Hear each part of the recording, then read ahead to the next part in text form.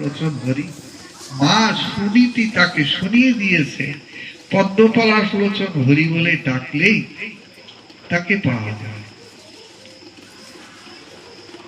এখন সেই ধ্রুব যখন এমনি ব্যাকুল হয়ে ডাকতে ডাকতে যাচ্ছে, হে ভগবান দেখা দাও, ভগবান দেখা দাও, জগন্মাতা লক্ষ্মী দেবী নারায়ণের পাশে উপবিষ্টা হয়ে বলছেন, ঠাকুর এই দুধের বালক এবং কাতর কণ্ঠে তোমাকে ডাকছে, তুমি কি একবার দেখা দিতে পারছো না?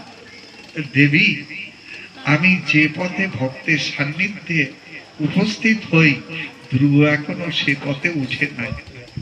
ঠাকুর, তোমাকে কি এই জগতে কেউ আর হে কৃষ্ণ করুণা সিন্ধু বলে আর সম্বোধন করবে? তুমি তো নিষ্ঠুর সিন্ধু, তুমি করুণা সিন্ধু কোথায়? দেখো দেখ দেবী, এইবার দেখো মর্তের দিকে তাকিয়ে দেখো।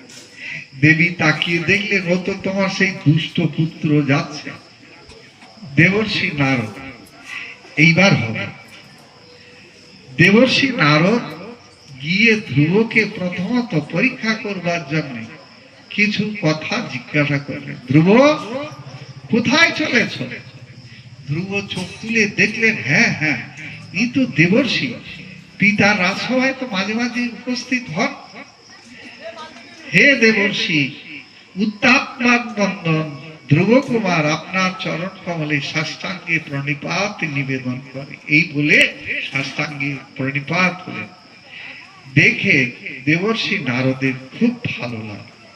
কেন বলুন তো?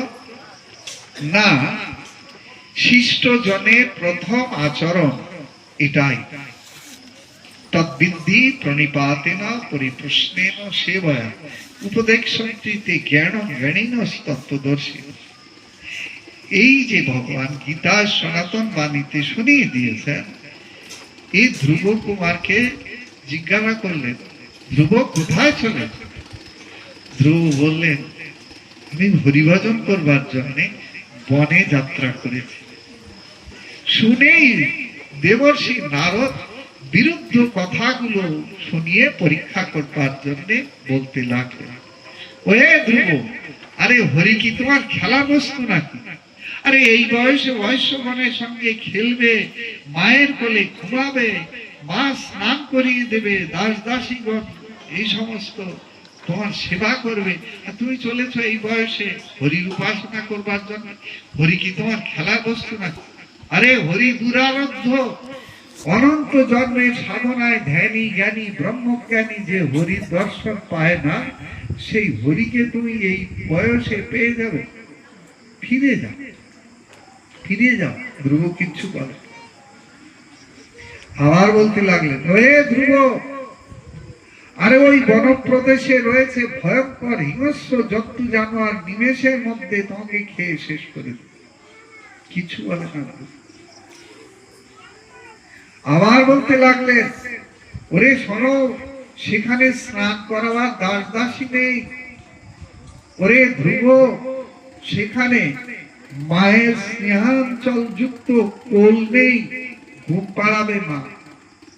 ওহে ধ্রুব, আরে শোনো, সেখানে ক্ষুধার অন্ন দেওয়ার মা নেই, ফিরে যাও।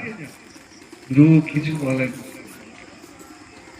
যখন দেবর্ষি নারদ এই প্রকারে বলতে লাগলেন, এই তখন বলা শেষ হয়ে গেলে ধ্রুব বলতে লাগলেন, হে দেবর্ষি, আপনার কথা হয়তো সত্য, অনন্ত জন্মের সাধনায় ধ্যানী জ্ঞানী ব্রহ্মজ্ঞানী যে ভগবান শ্রীহরির দর্শন পায় না, এই কথা সত্য, কিন্তু আমার সংকল্প সুদৃঢ়। কি সংকল্প? আমি সংকল্প করে মায়ের স্নেহাঞ্চল থেকে নিজেকে মুক্ত করে বেরিয়েছি।